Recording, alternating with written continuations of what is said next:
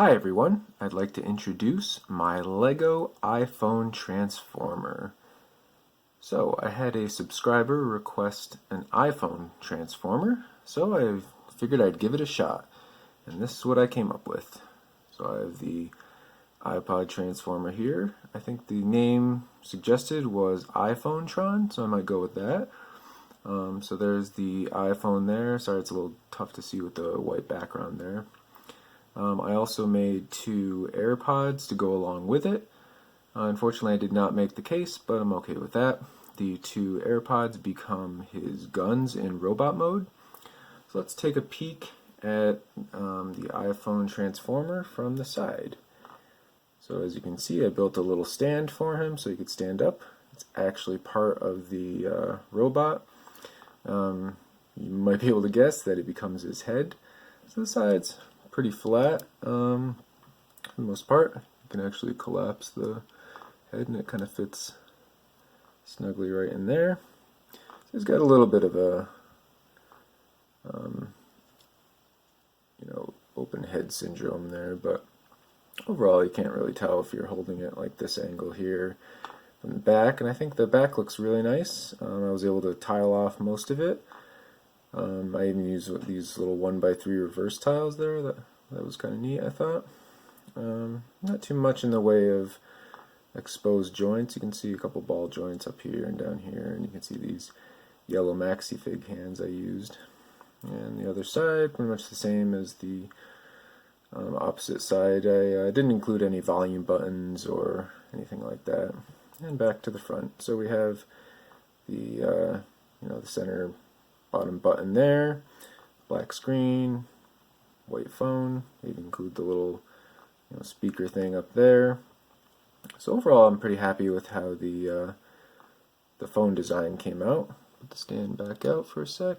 Take a look at the AirPods. So here's one AirPod here. I think the design's pretty simple, but I think also pretty effective. I thought they came out pretty good.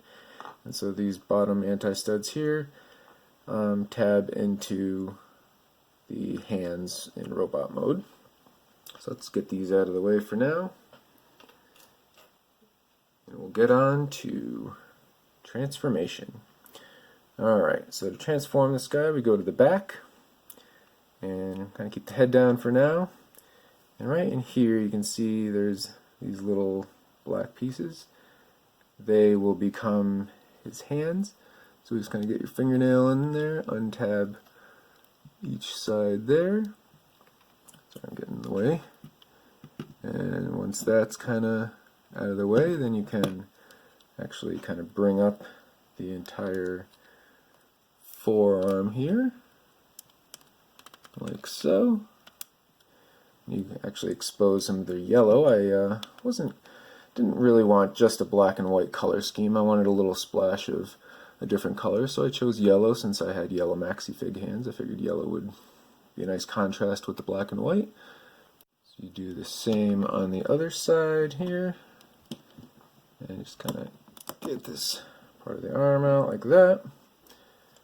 So now we have the arms free, which then allows the legs to go out. So first we just kind of move the head up for now, and then we swing the leg out, and we also rotate it up on this ball joint, and move the little maxi fig joint there, then you bring the leg down, and then once you have it down, you rotate so that you have this black and white part here.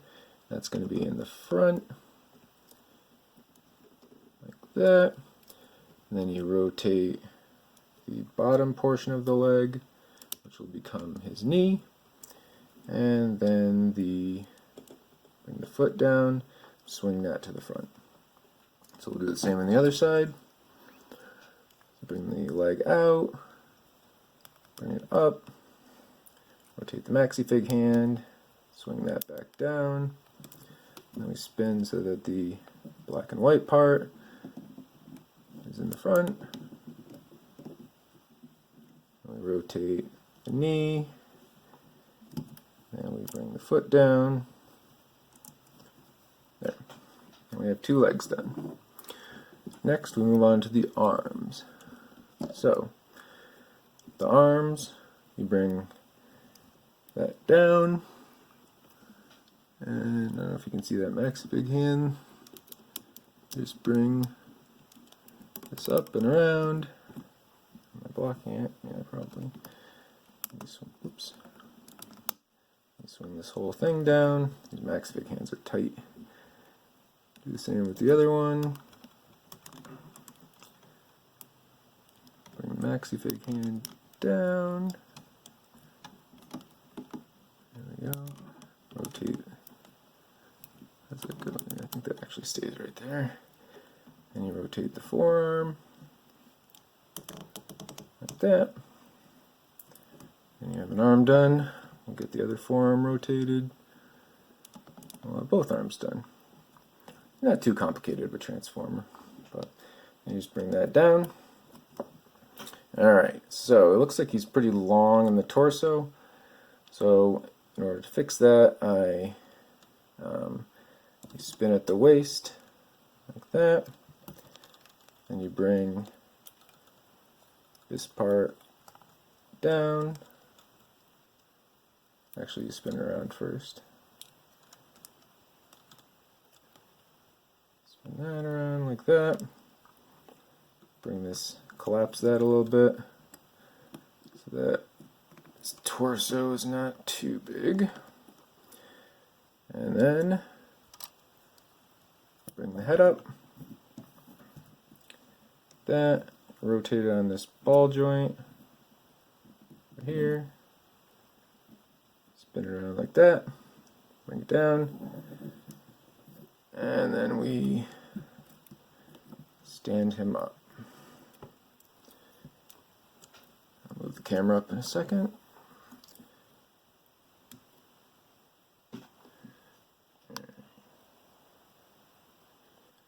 So he looks a little awkward now, so let's pose him up. At his AirPod guns. 1.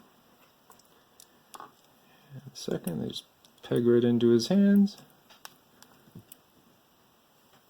There we go. There he is in robot mode with his AirPod guns. I think he came out pretty good. Not too bad for turning a kind of a boxy phone into a robot. So let's scooch him over. We'll get a size comparison next to Turncloak, my triple changer. Let's get him here. So here's Turncloak. And they're pretty much the same size. I think if they stood up straight, they'd be pretty close. I think the iPhone transformer might actually be a teensy bit taller, but yeah, I think they both look pretty good together. So that's the size comparison there. Get Turncloak out of the way. Get him back to front and center. Do some articulation. So he's got actually he's got some waist articulation here because of all the transformation joints. He has a decent knee bend. He's got a ball joint at the knee. It's not great. Kind of some parts get in the way here, but it's alright. He can twist his knee. He has foot articulation at the ankle actually.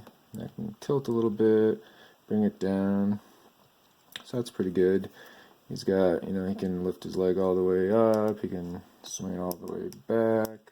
Can't really go that far forward because of this piece in the way. He's got a 90-degree elbow bend with a ball joint there. He's got a ball joint at the shoulder. You can move his shoulders up with that. It looks kind of weird. But you can, move his shoulders around pretty well.